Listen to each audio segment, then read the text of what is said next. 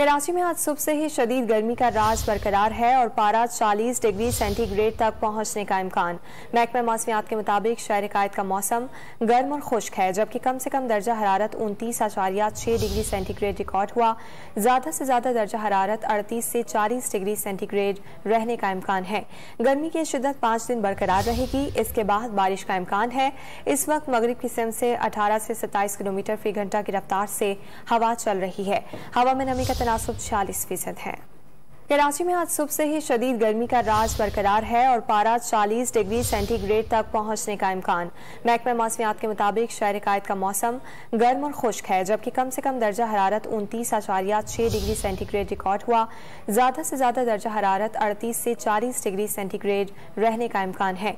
गर्मी की शिद्दत 5 दिन बरकरार रहेगी। इसके बाद बारिश का इम्कान है। इस वक्त मगरिब की सिमत से 18 से 27 किलोमीटर फी घंटा की रफ्तार से हवा चल रही है। हवा में नमी का तनासुब 46% है।